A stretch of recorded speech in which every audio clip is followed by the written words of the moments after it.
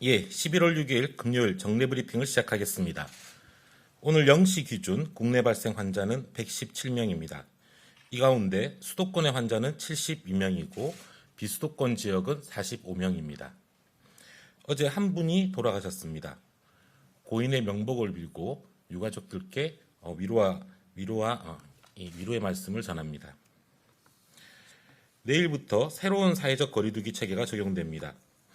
최근 일주일간의 국내 발생 현황을 살펴보면 전국은 90명대 초반 수준을 유지하고 있습니다.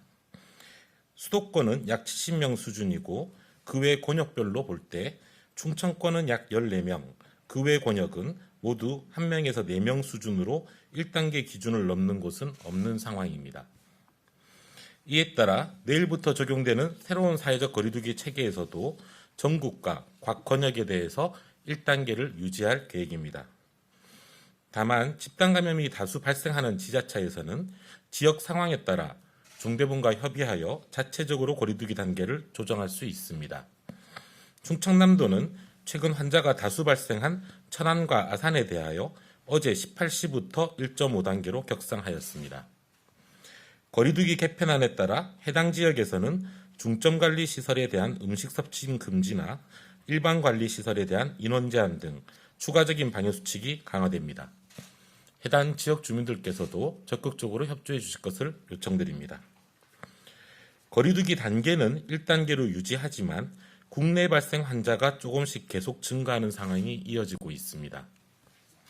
이러한 추세가 유지된다면 국내 환자 발생을 두 자릿수로 억제하고자 하는 관리 목표를 초과할 가능성이 커지고 있습니다. 특히 수도권에서의 점진적인 증가세가 계속된다면 거리두기 1.5단계로의 격상을 검토해야 하는 상황도 가능하며 국민 여러분들의 주의와 협조가 절실히 필요한 상황입니다. 최근의 집단 감염 사례는 특정한 고위험 시설, 감염 취약 시설에 국한하지 않고 생활공간 전반에서 발생하는 양상을 보이고 있습니다. 유형도 다양해서 식당, 주점 등의 친목 모임뿐만 아니라 콜센터 등의 직장, 실내 체육시설, 사우나 등에서 소규모로 발생하고 있습니다. 이러한 장소는 방역당국의 관리가 용이하지 않으며 국민 여러분께서 마스크 착용 등 생활방역 수칙을 잘 지켜주시고 방역적으로 위험한 장소를 회피하는 노력을 함께 기울여 주실 때 확산세를 진정시킬 수 있을 것으로 판단합니다. 특히 집단 감염의 대다수는 마스크를 착용하기 어렵거나 착용하지 않은 상태에서 밀폐된 곳에서 다수가 모이는 경우에 발생하고 있습니다. 식사나 운동, 사우나 등과 같이 마스크를 착용하기 어려운 활동을 할 때에는 각별히 주의하여 주시고 많은 사람들이 모이는 밀폐된 장소나 침방울을 많이 배출하는 활동을 하는 장소의 이용을 조심해 주시기 바랍니다. 현재 의료체계의 여력은 아직 안정적인 상황을 유지하고 있습니다. 위중증 환자 수는 50명대이며 즉시 입원이 가능한 중환자 병상도 140여 개를 확보하고 있습니다. 중환자 치료 역량도 계속 확대하는 중입니다. 현재 중수본에서 지정하는 중환자 전담 치료 병상은 145개까지 확대된 상황입니다. 이에 더해 음압, 감염관리시설이 이미 구축된 국가 지정 입원 치료 병상 198개 가운데에서도 중환자 치료가 가능한 병상에 대해 보상 방안을 강화하여 중환자 전담 치료 병상으로 전환하고 확충하는 방안을 추진하고 있습니다. 확충이 원활하게 진행된다면 중환자 전담 치료 병상을 200여 개 이상으로 확대할 수 있을 것이라고 기대하고 있습니다. 전자출입명부와 관련해서 말씀드리겠습니다. 사회적 거리두기 개편에 따라 내일부터는 클럽 등 유흥주점, 일정 규모 이상의 식당과 카페 등 중점관리시설 9종에 대해서 전자출입명부 사용이 의무화됩니다.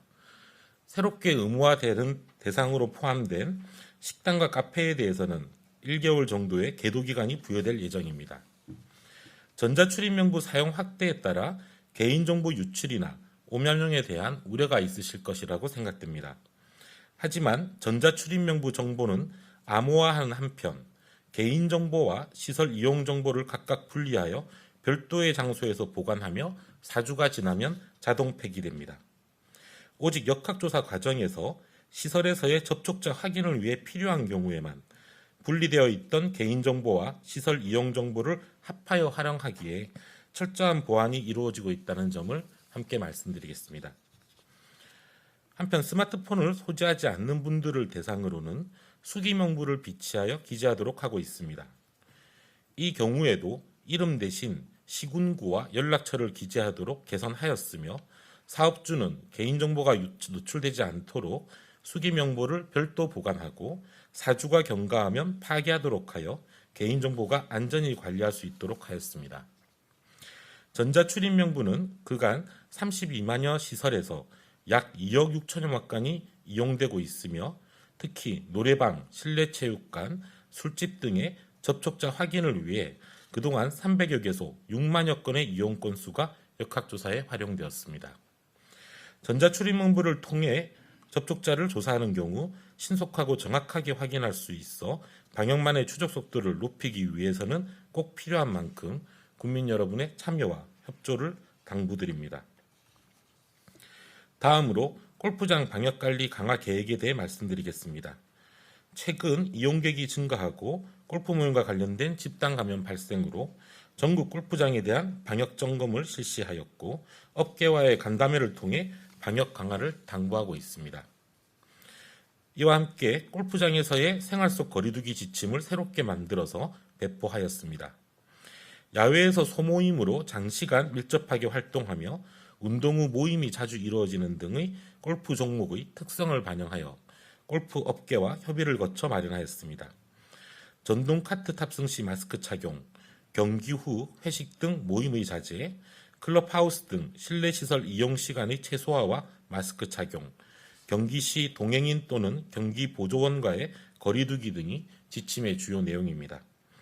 골프장을 이용하시는 국민 여러분뿐만 아니라 골프장의 방역 책임자와 종사자분들 모두 방역수칙 준수에 협조해 주실 것을 당부드립니다. 코로나19 피해로 소득이 감소한 저소득 가구에 대한 긴급 생계 지원에 대해 안내 말씀을 드리겠습니다. 소득 감소 여부만 확인하고 신청 절차를 간소화하는 등 제도를 개선하면서 취약계층을 적극 발굴하는 노력을 통해 위기 가구에 대한 긴급 생계 지원의 신청은 증가하는 중입니다. 그렇지만 추가 대상자 발굴이 필요한 지자체는 지속적으로 대상자를 발굴 지원할 필요가 있어 이 신청 기간을 11월 20일 18일까지로 2주간 더 연장하고자 합니다. 구체적인 신청 일정은 지역별로 다를 수가 있어 코로나19로 어려움을 겪으시는 분들께서는 해당 지자체에 문의하시고 읍면동 주민센터에서 신청하시기를 당부드립니다. 지속 가능한 거리두기 체계로의 개편은 방역 통제를 완화하는 것이 아니라 보다 효과적이고 정밀한 방역, 장기간 실천할 수 있는 방역으로 전환하기 위한 목적입니다. 국민 모두가 방역수칙을 철저히 준수하며 지금 1단계를 유지하는 것이 가장 최선의 결과입니다. 이를 위한 국민 여러분의 노력과 협조를 당부드립니다. 정부도 내일부터 시행되는 거리두기 개편안을 좀 더 명확하고 알기 쉽게 전달하여 현장의 혼란을 줄이고 국민들께서 적극적으로 실천할 수 있도록 노력하겠습니다. 감사합니다.